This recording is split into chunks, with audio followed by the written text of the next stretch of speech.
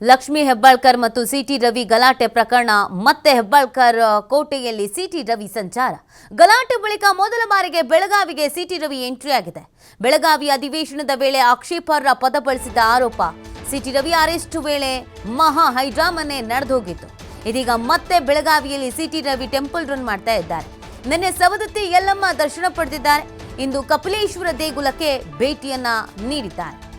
ನೋಡಿ, ಲಕ್ಷ್ಮಿ ಹೆಬ್ಬಾಳ್ಕರ್ ಮತ್ತು ಸಿಟಿ ರವಿಯ ಗಲಾಟೆ ಪ್ರಕರಣ ರಾಜಕೀಯವಾಗಿ ಸಾಕಷ್ಟು ಆರೋಪ ಪ್ರತ್ಯಾರೋಪಗಳಿಗೆ ಕಾರಣವಾಗಿತ್ತು ಮತ್ತು ಬೆಳಗಾವಿಯಲ್ಲಿಗೆ ಒಂದು ದೊಡ್ಡ ಹೈಡ್ರಾಮಾ ಆಗ್ಬಿಟ್ಟಿತ್ತು.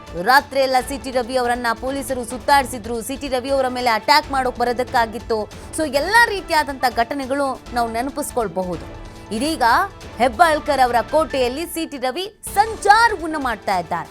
ಈ ಗಲಾಟೆಯ ನಂತರ ಮೊದಲ ಬಾರಿಗೆ ಬೆಳಗಾವಿಗೆ ಸಿಟಿ ರವಿ ಅವರ ಎಂಟ್ರಿ ಆಗಿದೆ. ಬೆಳಗಾವಿ ಅಧಿವೇಶನದ ವೇಳೆ ಆಕ್ಷೇಪಾರ್ಹ ಪದ ಬಳಸಿದಂಥ ಆರೋಪ. ಸಿಟಿ ರವಿ ಅವರು ಅರೆಸ್ಟು ಆಗಿದ್ರು, ಹೈಡ್ರಾಮಾಗಳು ನಡೆದಿತ್ತು, ಸಿಟಿ ರವಿ ಅವರ ಮೇಲೆ ಅಟ್ಯಾಕ್ ಮಾಡುವಂತಹ ಕೆಲಸ ಕೂಡ ಆಗಿತ್ತು. ಇದೀಗ ಬೆಳಗಾವಿಯಲ್ಲೇ ಸಿಟಿ ರವಿ ಅವರು ಟೆಂಪಲ್ ರನ್ ಮಾಡ್ತಾ ಇದ್ದಾರೆ.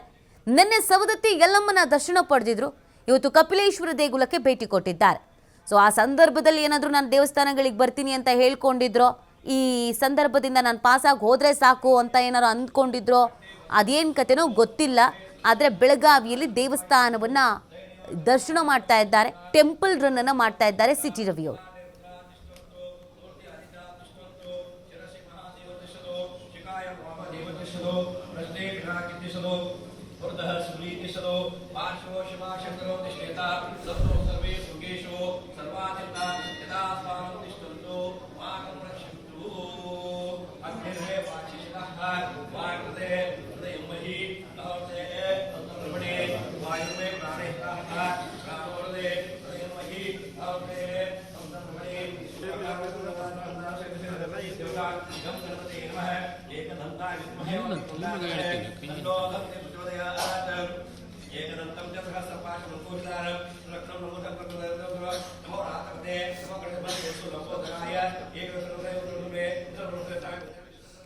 ಈ ಬಗ್ಗೆ ಮತ್ತಷ್ಟು ಮಾಹಿತಿಯನ್ನು ನೀಡ್ತಾರೆ ನಮ್ಮ ಪ್ರತಿನಿಧಿ ಶ್ರೀಧರ್.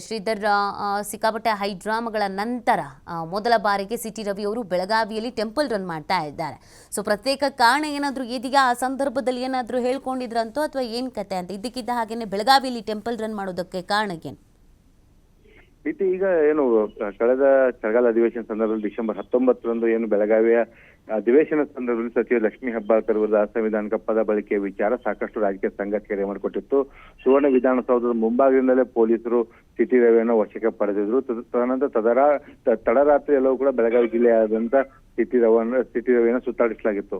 ಬೆಳಗ್ಗೆ ಏನು ಬೆಳಗಾವಿ ಕೋರ್ಟ್ ನಲ್ಲಿ ಹಾಜರುಪಡಿಸಿದ ಬಳಿಕ ಬೆಂಗಳೂರಿನ ಜನಪ್ರತಿನಿಧಿ ನ್ಯಾಯಾಲಯದ ಮುಂದೆ ಹಾಜರುಪಡಿಸುವಂತೆ ಸ್ಥಳೀಯ ಕೋರ್ಟ್ ಆದೇಶ ಕೊಡುತ್ತೆ. ತದನಂತರ ಅವರು ಬೆಂಗಳೂರಿಗೆ ಹೋಗುವಂತ ಸಂದರ್ಭದಲ್ಲಿ ನ್ಯಾಯಾಲಯದ ಆದೇಶದ ಮೇರೆಗೆ ಅವರನ್ನ ಮಾರ್ಗ ಮಧ್ಯೆ ಬಿಡುಗಡೆಗೊಳಿಸಲಾಗುತ್ತೆ. ಅದಾದ ಬಳಿಕ ಮೊದಲ ಬಾರಿಗೆ ಈಗ ಸಿಟಿ ರವಿ ಬೆಳಗಾವಿಗೆ ಬಂದಿದ್ದಾರೆ. ಬಂದ ತಕ್ಷಣ ಏನು ಸಿಟಿ ರವಿ ದಂಪತಿ ಸಮೇತ ಟೆಂಪಲ್ ರನ್ ಆರಂಭಿಸಿರ್ತಕ್ಕಂಥದ್ದು.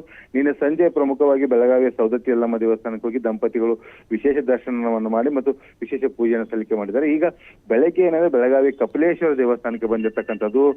ಏನು ಸಿಟಿ ರವಿ ಮತ್ತು ಪತ್ನಿ ಪಲ್ಲವಿ ಏನಾದ್ರು ಇಬ್ಬರು ಒಟ್ಟಾಗಿ ಒಂದು ಪೂಜೆಯಲ್ಲಿ ಭಾಗವಹಿಸಿದ್ರು. ಮಹಾರುದ್ರಾಭಿಷೇಕವನ್ನ ಕಪಿಲೇಶ್ವರನಿಗೆ ಮಾಡಿದ್ರು ಅಂತ ಹೇಳ್ಬೋದು. ಈ ಒಂದು ಮಹಾರುದ್ರಾಭಿಷೇಕ ಯಾಕೆ ಮಾಡಿದ್ರು ಅನ್ನುವಂಥ ಪ್ರಶ್ನೆಗೂ ಕೂಡ ಸಾಕಷ್ಟು ಚರ್ಚೆಗೆ ಮಾಡಿಕೊಟ್ಟಿದೆ. ಯಾಕಂದ್ರೆ ಡಿಸೆಂಬರ್ 19ರಂದು ನಡೆದಂತ ಘಟನೆ ಏನಿದೆ, ಘಟನೆ ಹಿನ್ನೆಲೆಯಲ್ಲಿ ಸಿಟಿ ರವಿ ಮತ್ತು ಅವ್ರ ಕಾರ್ಯಕರ್ತರಲ್ಲಿ ಹರಿಕೆಯನ್ನು ಹೊತ್ತಿದ್ರು. ಈ ಒಂದು ಸಂಕಷ್ಟದಿಂದ ಪಾರಾಗಿ ಬರಲಿ ಅಂತ ಹೇಳಿ ಆ ಕಾರಣಕ್ಕಾಗಿ ಆ ಒಂದು ಹರಿಕೆ ತೀರಿಸೋದಕ್ಕಾಗಿ, ಅಂದ್ರೆ ಬಂಧನದಿಂದ ಬಿಡುಗಡೆ ಆಗ್ಬೇಕು ಅನ್ನೋ ನಿಟ್ಟಿನಲ್ಲಿ ಏನೋ ಒಂದು ಹರಿಕೆಯನ್ನ ಹೊತ್ತಿದ್ರು. ಆ ಒಂದು ಹರಿಕೆ ತೀರಿಸೋದಕ್ಕಾಗಿ ದಂಪತಿ ಸಮೇತ ಬಂದು ನಾನು ವಿಶೇಷ ಪೂಜೆ ಸಲ್ಲಿಸಿದ್ದೇನೆ ಅನ್ನೋಂಥ ಮಾತನ್ನ ಈಗ ಸಿಟಿ ರವಿ ಸ್ವತಃ ಹೇಳಿದ್ದಾರೆ. ಜೊತೆಗೆ ಇವತ್ತು ಇಡೀ ದಿನ ಸಿಟಿ ರವಿ ಬೆಳಗಾವಿಯಲ್ಲಿ ರೌಂಡ್ಸ್ ಆಗ್ತಾ ಇದ್ದಾರೆ. ಇವತ್ತು ಏನು ವಿಶ್ವ ಮಹಿಳಾ ದಿನಾಚರಣೆ ಇರ್ತಕ್ಕಂಥ ಹಿನ್ನೆಲೆಯಲ್ಲಿ ಏನು ಪತಿ ಪತ್ನಿ ಬಂದಂತ ಸಿಟಿ ರವಿ ಈಗ ಇಲ್ಲಿನ ನೇರವಾಗಿ ಖಾಸಗಿ ಒಂದು ಹೋಟೆಲ್ ಹೋಗ್ತಾರೆ. ಅಲ್ಲಿ ಏನು ವಕೀಲರ ಜೊತೆ ಒಂದಿಷ್ಟು ಸಭೆಯನ್ನ ನಡೆಸ್ತಾರೆ. ಏನು ಈ ಕಾನೂನು ಹೋರಾಟದ ವಿಚಾರವಾಗಿ ಅವ್ರ ಜೊತೆಗೆ ಒಂದಿಷ್ಟು ಸಮಾಲೋಚನೆ ನಡೆಸ್ತಾರೆ. ತದನಂತರ ಪತ್ರಿಕಾಗೋಷ್ಠಿಯನ್ನು ನಡೆಸ್ತಾರೆ.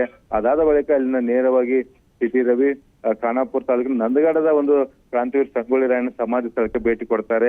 ಅದಾದ ಬಳಿಕ ಅಲ್ಲಿಂದ ನೇರವಾಗಿ ಕಿತ್ತೂರಿನ ಚೆನ್ನಮ್ಮ ಮೂರ್ತಿಗೆ ಮಾಲಾರ್ಪಣೆ ಮಾಡಿ ಸಂಜೆ ಬೆಳಗಾವಿಯಲ್ಲಿ ಬಿಜೆಪಿ ಕಾರ್ಯಕರ್ತರ ಸಭೆಯಲ್ಲಿ ಭಾಗವಹಿಸುವಂತದ್ದು.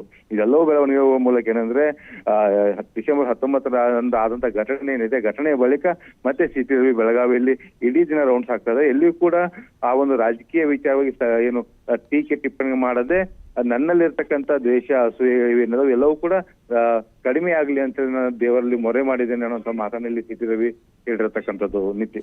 ಓಕೆ, ಥ್ಯಾಂಕ್ ಯು ಶ್ರೀದತ್, ಆಮೇಲೆ ಡೀಟೇಲ್ಸ್ಗಾಗಿ.